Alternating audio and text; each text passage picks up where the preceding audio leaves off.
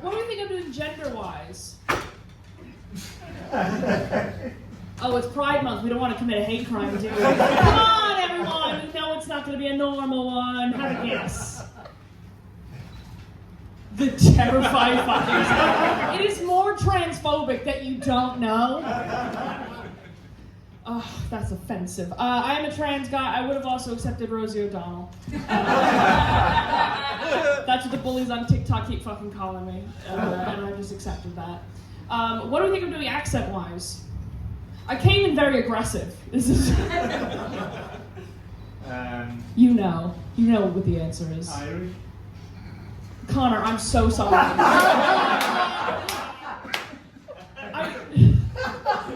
We'll get to why you think that. No, I'm American, so now you know I'm transgendered American. Which do we hate more in the room?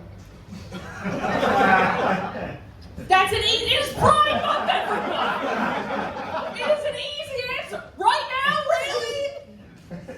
It's American. Oh my God, you're all so fucking terrified. Oh my God, you think I'm gonna shoot you with fucking pronouns, don't you? Oh, I'm sorry, I'm terrified the audience.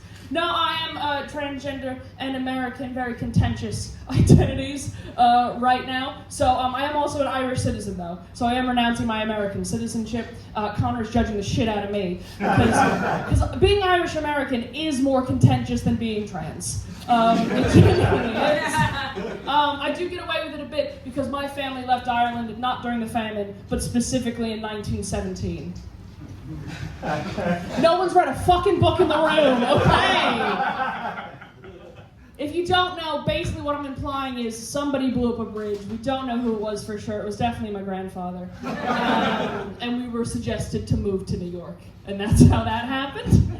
No, but I am Irish American, but I do get a bunch of stick for it. The Irish, I found, can either deny me being a man or being Irish, but they can't deny me both. Because they'll say shit like, oh, well, your birth certificate says female. And I'm like, yeah, it also says issued in Ireland. Pick a side. They're not really good at that. But I found they will always pick the same side. They'll always go, it was he, him, you said. Right, okay? They will be really gender affirming if they can call me an American bastard afterwards. And I'm absolutely fine with that. No, it is a problem because when I travel, obviously I travel on my Irish passport for safety, but also I'm allowed in the EU. Fuck you guys. But no, whenever I go home to New York for a long period of time, like I was just there for 2 months, I'll take my cat, because I'm that kind of queer person. But we have to fly through France, and last time we ran into a bit of trouble. I don't know if it's because I was American or if they were just sick of us, but they pulled us up and do we know what cat litter looks like in the room? Do we know what cocaine looks like in the room? Why was that a louder cheer, everyone? Because it's Islington, that's why. I got accused of smuggling cocaine in the form of cat litter. So I was held for 2 hours. And I was like, guys, obviously not cocaine. If I was going to smuggle cocaine, I wouldn't do it in a plastic bag in my carry-on. This is how I would smuggle cocaine through France. And then I got held for 2 more fucking hours, which is fair enough, but they finally let us go because they realized it wasn't cocaine. And they swabbed my palms for bomb material, and then for a laugh, they swabbed my cat's paws. I came back clean, he didn't. So, it's really fucked up, because he used to have an EU passport. Like, it used to be you can register your cat and you can go through the EU with them. He got Brexited. So now there's a genuine plan in place where I'm going to take a trip to Ireland to get my cat an Irish pet passport. His grandfather's Irish, it's fine. The problem is, I have to produce his original passport. And his original passport, he was put down as female. And he's not. I'm a transgender cat.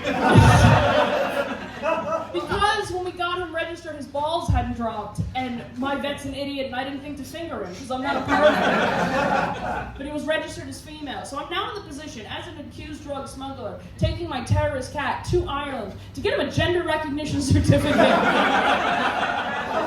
To skirt Brexit rules. For the love of God, nobody tell the Daily Mail. The field day they would have with that. No, it is Pride Month. Happy Pride Month, everybody. Are we enjoying Pride Month? Wow, oh my God. It's homophobic is what we've learned. No, I understand.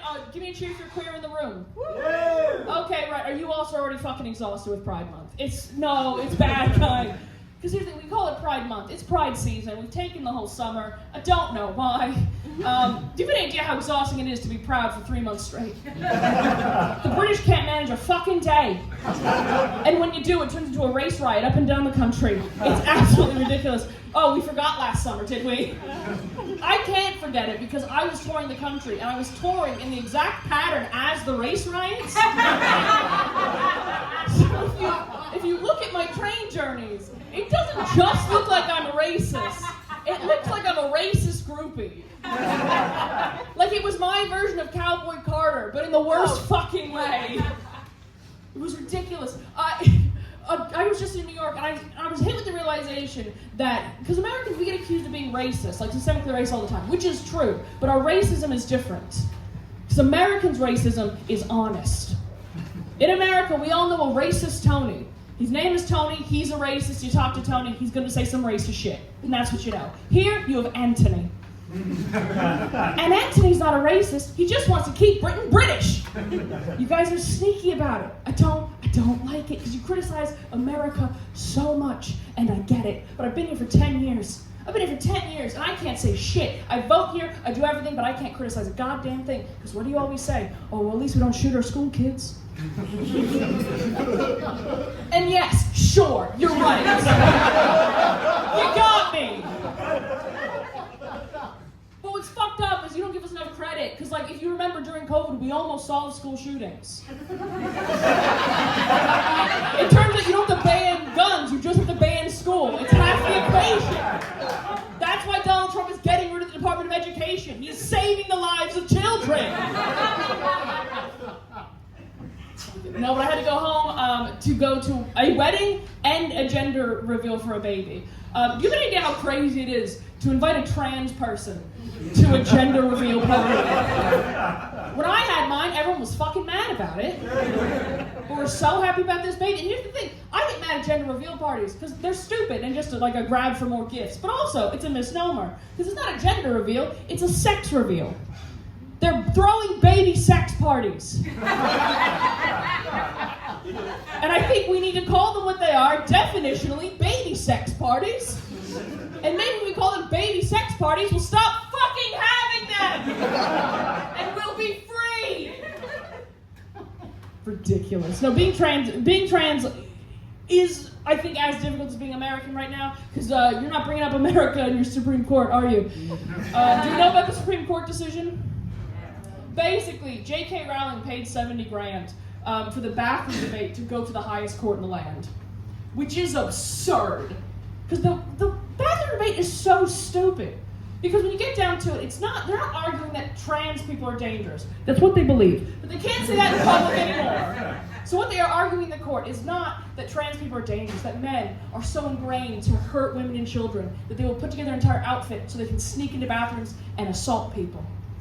Major problem with that logic, any man who can put together an outfit is gay. And therefore not a threat. I should have been in the courtroom. I would have won the goddamn case. Because queer people, we don't know what the fuck the bathroom debate's about because we solved bathrooms years ago. If you go to a queer club during Pride, go in, you'll see 2 doors. One says men's, one says women's. That's not what it fucking means though. In a queer club, you go to the women's bathroom to use the bathroom. And you go to the men's club for what, my friend? Sex and drugs! No one's pissing in that bathroom unless it's on another person. And anyway, with the Supreme Court decision, basically they've said you either need to have single-sex bathrooms or all unisex. And I think most people are actually going to go all unisex, which is that like floor-to-ceiling doors, and then everyone just shares the sinks, which I'm okay with. The transphobes are not. They've come up with some weird new transphobia to fight even that. They're saying, it's not that I need privacy just in the stall. I need privacy in the sinks for when I wash my moon cup in the communal sinks. I will repeat, there are women claiming that when on their period, they will take their period product and wash it in the communal sink. I have never felt more like a man than by how confused and disgusted I am by that bodily process. Does anyone here sorry to ask this. Do you wash it in the public communal sink? I've never watched it. Why would you? Because let's play through the logic of that, because it's been playing on my mind, and I need you to understand what I'm saying. So presumably somebody's on their period. No shame in that, absolutely fine. Look, I want to be eco-friendly, I'm going to use a moon cup. It fills with blood, you're in the stall, you pour it out. I thought you could just pop it back in. Nope. Apparently you hold it in your hand covered in blood. Kick open the door of your stall into public. And then not pull your pants up, because then you get blood on your clothes to defeat the whole purpose. So you are half naked with a bloody moon cup, and you waddle out into public, and you hit the tap, and you put the moon cup under the sink, and I only assume it's like when you wash a spoon the wrong way around. So the water goes in and it comes right back up, so now there's blood everywhere. But your moon cup is now clean, and you, still half naked, waddle back into the stall. And don't bother to close the stall door, because what's the point at that? You know, we've already seen everything that God gave you. You put the moon cup back in, get yourself together, and you go, yes, feminism. Not bothering to clean the sink, that's someone else's job. I don't use the women's bathroom, but if I happen to go in and I saw a woman crouched half naked, covered in blood, like an X-rated version of Carrie the musical, I'm sorry, but I'd be the one calling the police, because you don't belong in this bathroom. You are the ones making it unsafe. I'm Dean Call, everyone. Have a wonderful evening.